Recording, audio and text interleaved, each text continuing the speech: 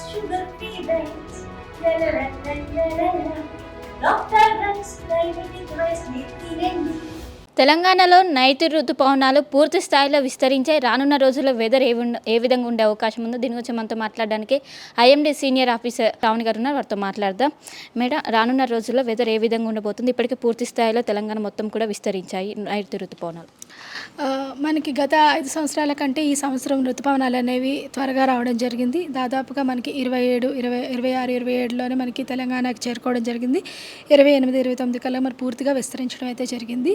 విస్తరించడం జరిగిన తర్వాత నుంచి కొద్దిగా సెంట్రల్ ఇండియా మీదుగా ఉత్తర భారతదేశాన్ని చేరుకునే సమయంలో మనకి కొద్దిగా వర్షాలకి కొద్దిగా బ్రేక్ అనేది వస్తుంది. దాదాపుగా మనకి 1వ తారీఖు నుంచి 7వ తారీఖు వరకు ఇటువంటి బ్రేక్నే మనం చూడొచ్చు.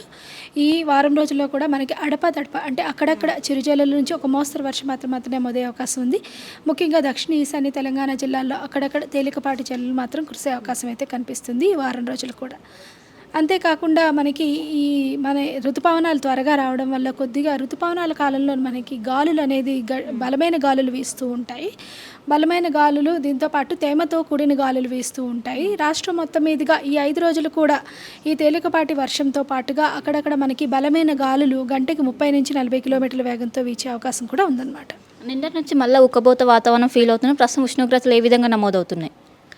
ప్రస్తుతం చూసుకున్నట్లయితే మనకి రాష్ట్రం మొత్తం మీదుగా 33 నుంచి 38 డిగ్రీలు అత్యధికంగా ఉష్ణోగ్రతలు సగటు నమోదవుతున్నాయి. మనకి నల్గొండ జిల్లాలో 38 డిగ్రీలు అత్యధికంగా నమోదవడం అయితే జరిగింది.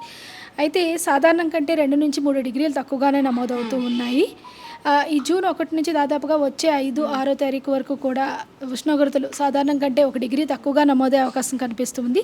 కానీ ఇదే విధంగా మనకి ఋతుపవనాలు రావడం వల్ల కొద్దిగా గాలిలో తేమ శాతం మాత్రం అధికంగా ఉంది. దాదాపుగా 70 నుంచి 80% ఉండడం వల్ల కొద్దిగా మనకి ఈ ఉష్ణోగ్రత కూడా ఉక్కపోత వాతావరణంగా అనిపిస్తూ ఉంటుంది. అంటే 7వ తారీఖు దాటాక ఏ విధంగా ఉండబోతుంది? విస్తారంగా వర్షాలు కురిసే అవకాశం ఉంది. అప్పుడు ఏ విధంగా ఉంటుంది?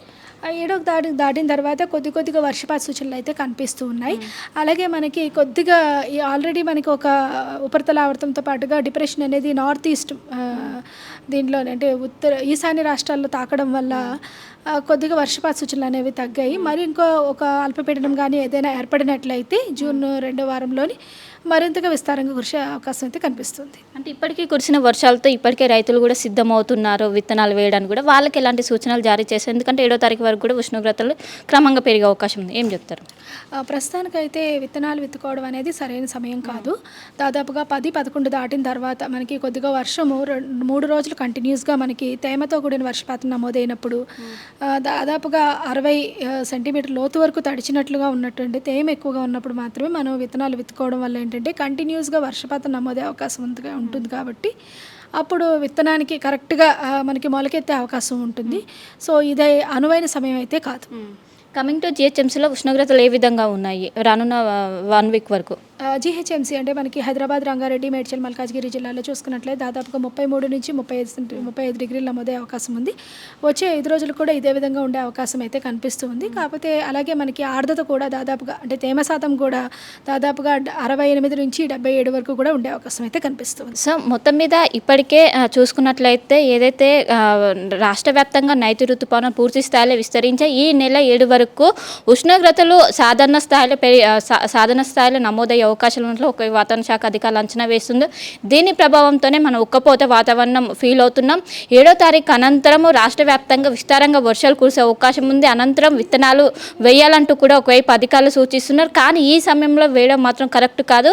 ఏదైతే ఈ రోజు 1 నుంచి మొదలుకొని 7వ తారీఖు వరకు కూడా ఉష్ణోగ్రతలు దాదాపు 36 డిగ్రీల మేర నమోదయ్యే అవకాశాలు ఉన్నట్లు అధికారులు అంచనా వేస్తున్నారు. 7వ తారీఖు అనంతరం మనకు విస్తారంగా వర్షాలు కంటిన్యూగా పడే అవకాశాలు ఉన్నట్టు కూడా ఒకవైపు వాతావరణ శాఖ అధికారులు అయితే చెప్తున్నారు. కెమెరా పర్సన్ విజయ్తో కలిసి శిల్ప ఆర్టీవీ హైదరాబాద్.